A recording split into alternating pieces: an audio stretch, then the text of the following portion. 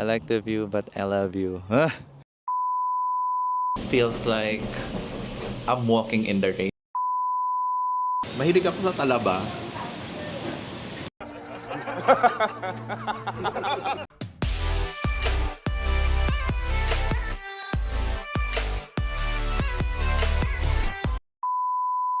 Chaotic morning ulit from Taipei Main Station. For today's tour, we'll be going to Taichung. Maaga pa yung call time, kaya 8:30 nandito na kami sa station. Currently waiting sa mga kasama for our tour. Papakita ko na naman ulit sa inyo yung situation. 8:30 pa lang to guys, 8:30. Ayan, so siguro dito pala talaga yung meeting place ng mga tours. Sa harap siya ng Family Mart. Tapos yung tour guide namin, ayun siya, yung matangkad na may sombrero. Ayan. Ang buti na nga lang maaga ako dumating para hindi pawisin. Imagine naka-black pa ako niyan. Wrong choice ng t-shirt. Kinaya naman natin kahapon yung yellow, chiffon, tsaka chiffon na tour. Maganda yung chiffon tour, lalo na paggabi, kasi hindi na mainit. Too bad, hindi namin nakita yung Amei Tea House kasi time constraint. Kumain lang kami ng dinner and then that's it. Tinatawag na kami. Ayan guys, so kakarating lang natin sa Taichung. First destination natin ay Flower Garden. Pakita natin sa inyo kung nasan tayo. There. So meron tayong 1 hour na maglibot-libot dito sa Flower Garden. Besides, hindi siya ganun kainit. Luckily, medyo malamig siya. Ay, mahangin.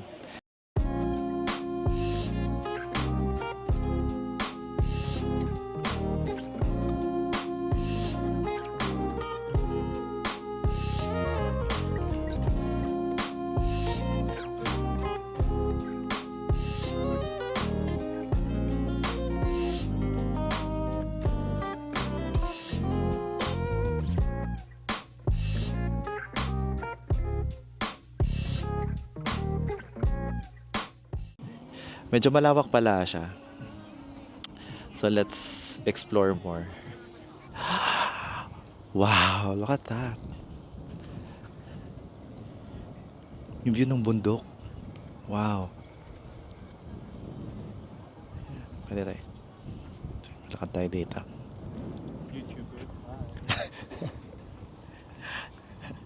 Just vlogging. So yung isang guide ng other tour, nagtatanong siya kung YouTube daw ba. Sabi ko, no, I'm just vlogging. Tapos sabi niya, ay sorry, akala niya kasi nakaharap sa akin yung camera. Hindi naman. Ito yung gusto kong view. Kasi mukha siyang Japan. Ayan o, yung mountain view. Yan. I like the view. I like the view, but I love you. Huh? Ayan.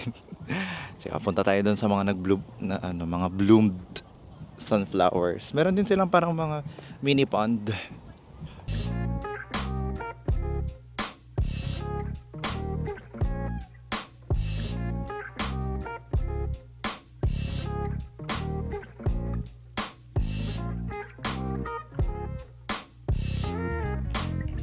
Ayan. Punta tayo doon sa may sa may sunflowers.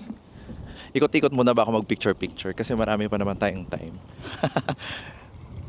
Eto, may extra pan din dito. Yan. Pero eto, punta tayo sa may sunflower. Yan. Ayun o. They look nice. Kasi ang dami nila.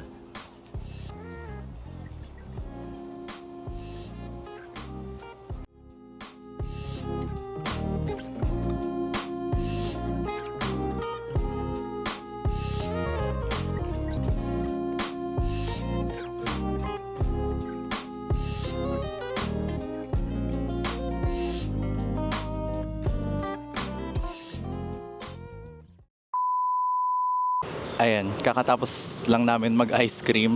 Miyahara pala yon. Miyahara milk tea, yung flavor ng ice cream. Papakita ko na lang sa baba yung mukha ng ice cream, pero masarap siya. Tapos pinalagyan na lang namin ng additional waffle bowl. Tsaka yung isa is strawberry yogurt, which is maasim. Pero ang ganda nung combination niya, which is milk tea and strawberry yogurt. And yung flavor, very original. Meron pa kaming pupuntahang another landmark. I guess, Miyahara pa rin to. Ayan. Ito yung Miyahara. Nasa corner siya ng coin siya. Ayan. Ito yung sinasabi ng tour guide namin kanina. Na shop. Ayan. Ayan. Sabi pala ng tour guide namin, it was built by the Japanese during their occupation dito sa Taiwan. And pinakasikat dito is how they make the ice cream. Kaya sige, tara pasok tayo.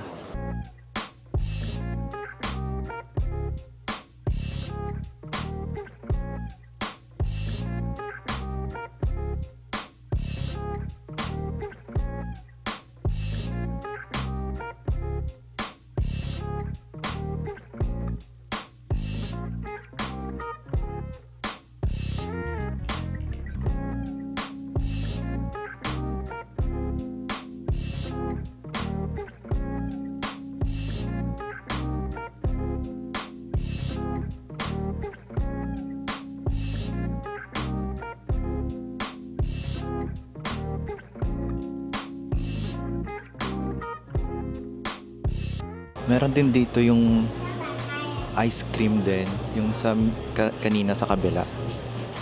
So nagbebenta din sila dito nung famous na Miyahara ice cream.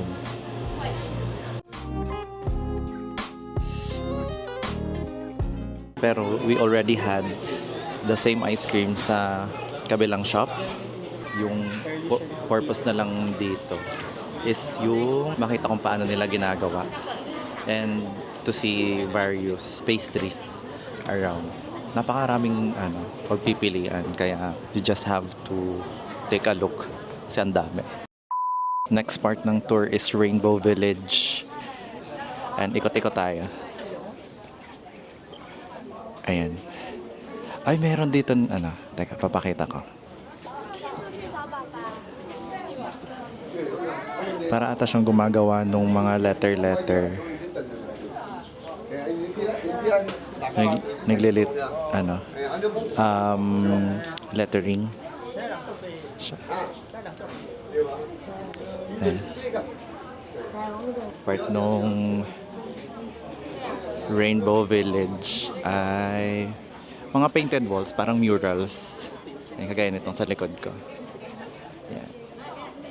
Sabi nung tour guide, mabilis lang daw yung dito, yung tour. Like 20 minutes. And then, balik na daw ulit doon sa may meeting place.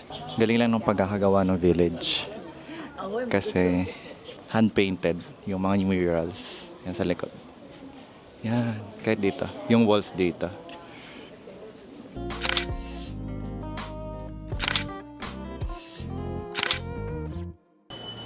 May sinasabi kanina yung tour guide about creator of this village.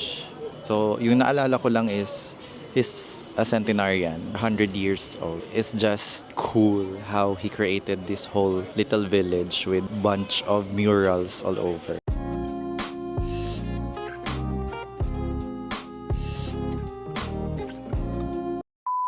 Ayan, so update. Last spot nung tour is yung wetlands dito sa Taichung. I don't know kung nakikita nyo sa background yung windmills. So papunta kami dun sa may parang trail na papunta sa pinaka-shore. Ito na yung last leg nung tour, which is the wetlands. Currently it's 4:21. Medyo mainit pa. Pero okay lang yun because yung sea breeze, ocean breeze yung nag-compensate nung init. Besides, hindi naman siya ganun kainit na pababa tayo. So I'm getting used to the tingin of the people kasi nagka-camera ako. Baba lang.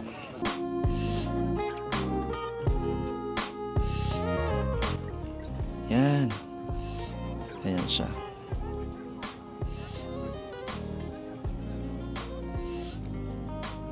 Hanggang dun yun. Ano, lakas sa makaan, Ilocos.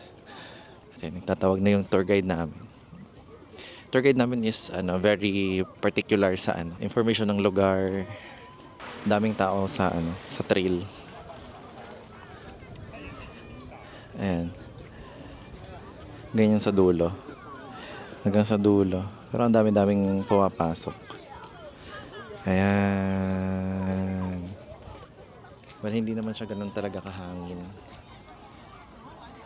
Yung, akala ko yung sinasabi nilang mahangin talaga. Pero hindi naman. Hindi ko nga alam kung ipopost natin yung papuntang doon sa pinakadulo. Kasi maraming tao. So, pinili nating magpa-araw at maglakad dito sa trail. Sa wetland trail. Ayan. Sa likod ko naman ay yung mga hindi ko alam kung nakikita nyo. Mga windmills. Teka, ayan. Move natin. Yan. Mga windmills. Ito yung pinili nating profesyon. Magpa-araw. Marami pa naman kaming time na i-explore yung place. So, mas pinili ko na lang na maglakad-lakad dito. Yung ibang mga kasama ko sa tour, actually bumalik na sila.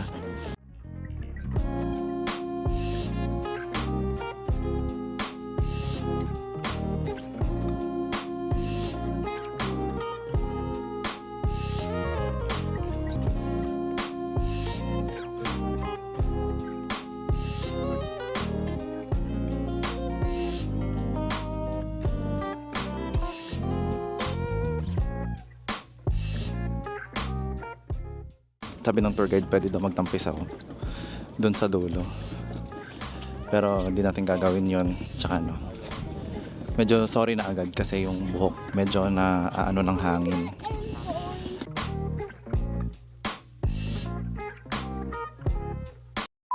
Hello, after nung Taichung tour, nandito na ako ulit sa Ximending area. Ayan, parang di lang napagod. Actually, umuwi ako para lang mag-freshen up. Ganito karami yung tao dito. May sa gitna nun, may pa ganito. Ayan.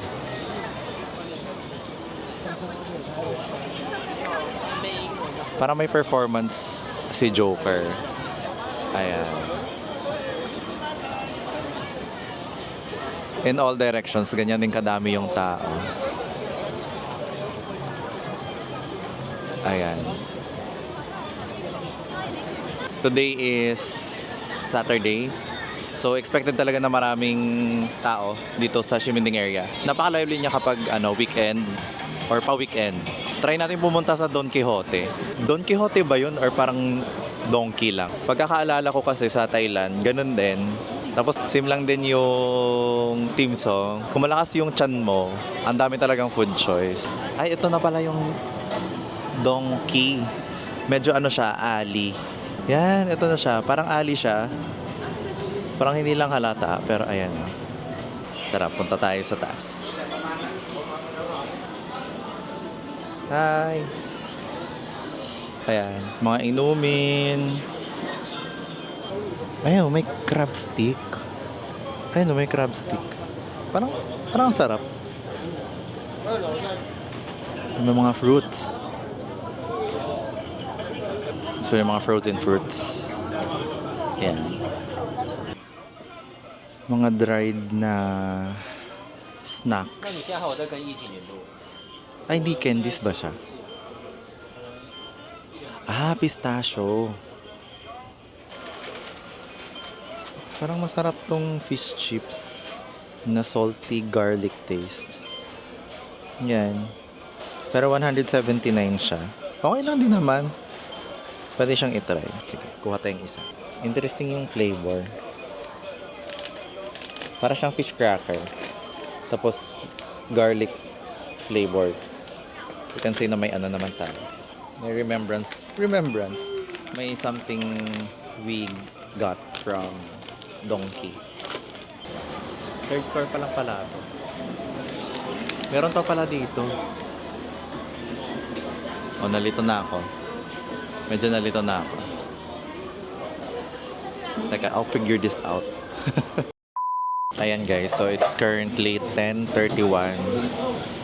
Kakakain ko lang ng aking dinner and nandito ako ngayon sa restaurant na nirecommend at nakita ko lang din sa isa sa mga vlogs ni Kuya Marvin.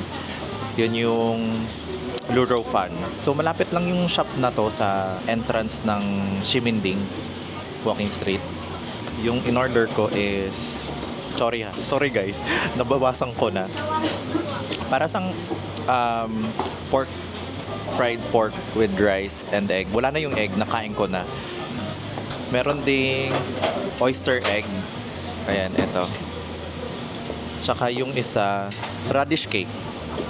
So masasabi ko talaga, worth it pala talaga to. Napakasarap niya. Kaya nakalimutan ko na tuloy mag-vlog about the food. Kasi napakasarap niya. Also yung oyster egg. Daka lang nape-pressure ako kasi 10:30 na. Yung sa harap ko, nililinis na yung lamesa, tinataas na yung mga upuan. Nakaka-pressure kumain. If I have to rate this, I would say this is 10 out of 10. Pero masarap talaga siya. Yung isa, pang omelette pala. Omelette. Egg omelette na egg omelette na oyster yung laman. Masarap.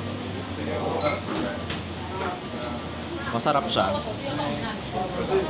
Hindi malansa yung oyster. Well done. Well done siya. Nape-pressure ako kasi may kumakain. Pasara na sila. Yung rating ko naman sa egg omelette na may oyster is 9 out of 10. Mahilig ako sa talaba. Pero I didn't expect na masarap pala siya gawing omelette. Plus pa yung sauce niyang parang manamis-namis. So parang looks can be deceiving. Yun yung masasabi ko, looks can be deceiving. Kasi mukha siyang hilaw. Pero hindi. Well done. Hindi siya malansa. Ito pa. Try natin. Malaki pala siya yung isang order. Malaki siya. Parang good for 2 persons.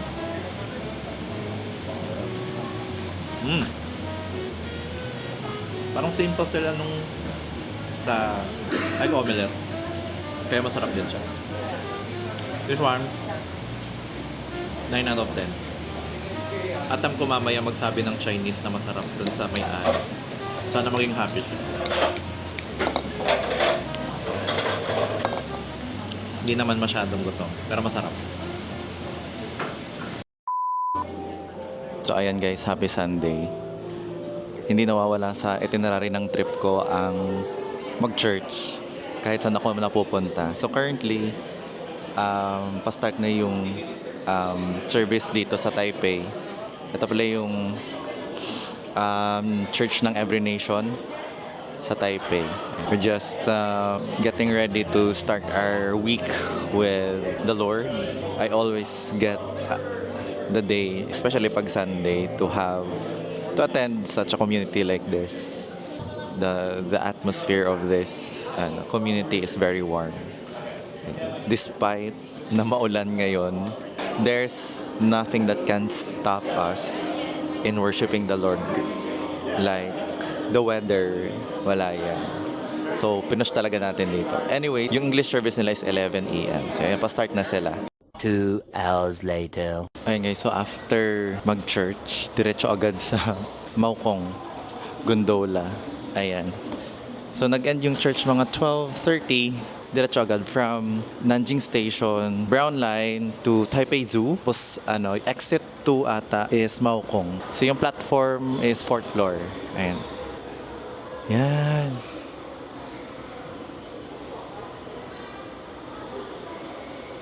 I'm excited at the same time scared. Kasi first time ko to.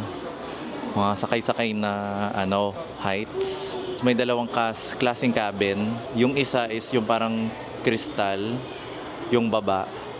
Yung isa naman is regular lang. Tara, baka admission na.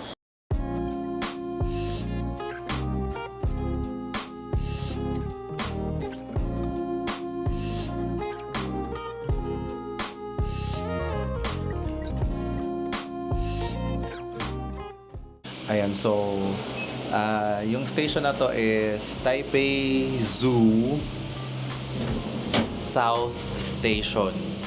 Ayan, so nagulat ako kasi biglang bumukas yung pintuan. Nakala ko yun na yung end nung gondola tour. Pero feels like I'm walking in the rain. Kasi yung weather lately dito sa Taiwan is kinda rainy.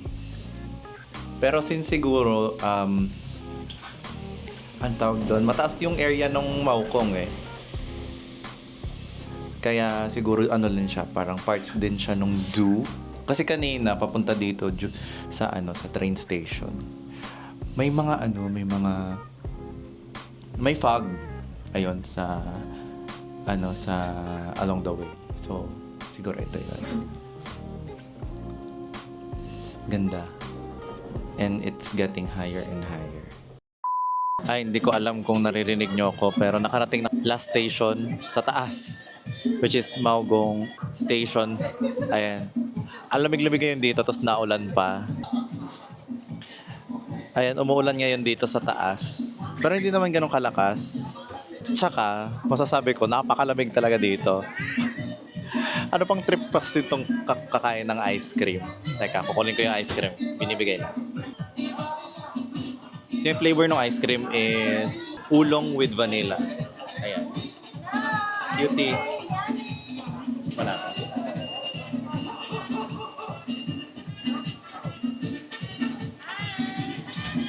Sarap.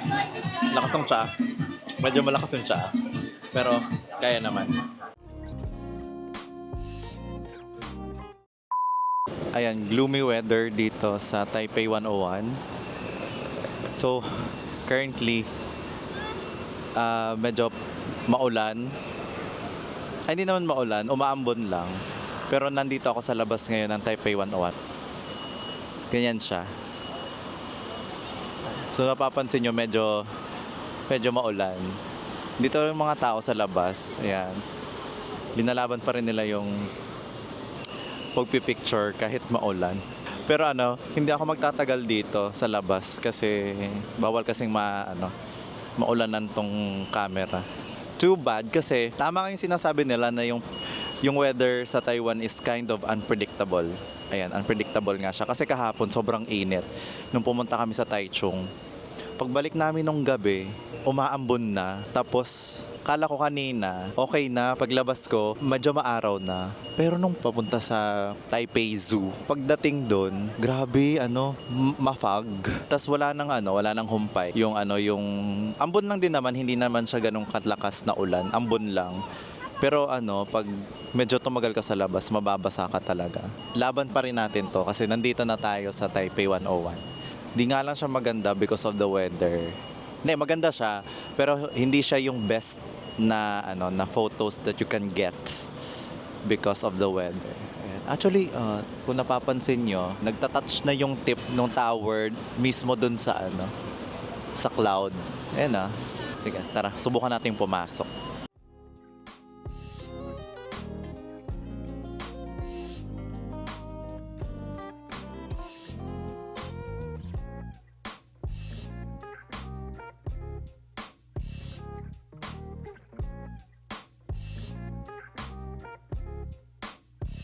Ayan guys, so nakaakyat tayo ng Taipei 101. And kung paano ba is that we ordered a coffee sa Simple Cafe, which is on the 88th floor of Taipei 101. Ito siya.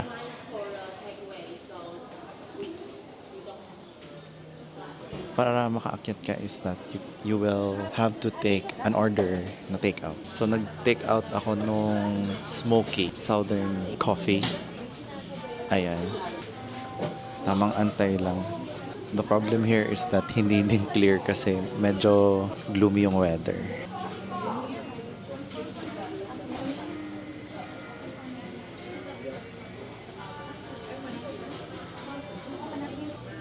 pansin ko din, majority ng naka-take out ay Pinoy.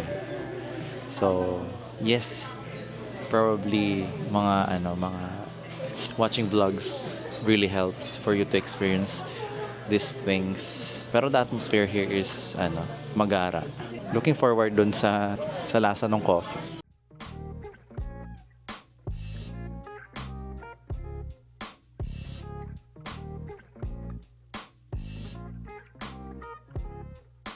Surprisingly, masarap naman siya.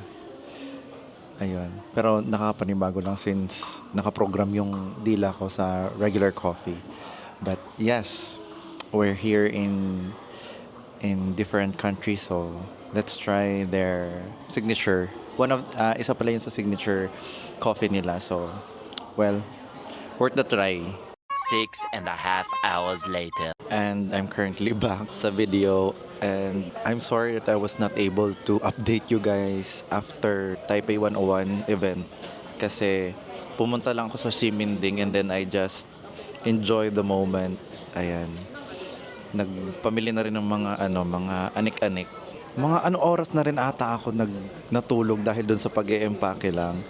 I went home mga 10 p.m. and then spent 2 hours of packing nung mga pinamili. Hindi naman siya ganun karami. It's just that I bought new pair of shoes. So medyo na sagad yung space pero kinaya naman siya. Luckily yung bag is able to expand. And my update right now, I'm waiting for homebound flight. Yung boarding is 9:45 and then alas 6 pa lang nagta-travel na kasi medyo malayo pala yung Ximen papunta sa Taoyuan na airport. Yung transport doon is from Ximen Blue Line papuntang Taipei Main Station, tapos from Taipei Main Station papunta sa Taoyuan na Terminal 1. Yung medyo challenging doon to tell you yung story of getting here sa airport kasi pinili ko mag train from Taipei Main Station papuntang Taoyuan. Ayan. So malayo pala yung exchange from Blue Line papuntang airport MRT. So parang it cost me mga 15 minutes. Ay, dala-dala ko yung baggage. Ayan. So mabilis yung lakad kasi yung travel naman from Taipei Main Station papuntang Taoyuan is around 45 to 50 minutes. Ayan. Nag-take na rin ako ng express na dalawa kasi yun, commuter and express line. Yung commuter tumitigil siya sa lahat ng station. Yung express is from Taipei, may isa lang na station, and then Terminal 1 na, Terminal 2 papunta doon. Ayun. So medyo nagpanic lang kasi medyo mahaba din pala yung pila doon sa sa check-in counter nung AirAsia. Ayun. Medyo na-stress ako doon. Kasi iniisip ko na mahaba din yung pila sa immigration, and surprisingly wala nang immigration. Technically meron pa. Pero e-gates. Ayan. So for us na may digital passport, madali na pumasok sa boarding area. Kasi i-scan mo lang yung passport mo and then you're good to go. Anong masasabi ko sa whole trip ng Taiwan? Napaka-efficient. Good weather. Although maulan kahapon. Pero sa 4 days na nag-travel ako, hindi umulan. Luckily, yung sa mga klook na activities, hindi umulan. In fact, napakainit. Pero hindi siya ganun kainit. Mahangin siya. Tapos ang dami kong nakilalang mga tao. So usually mga locals din, then Pinoys kasi maraming Pinoy dito. parang nasa Pilipinas ka lang.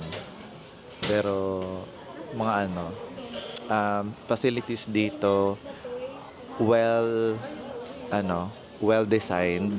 Ayan, especially yung train stations.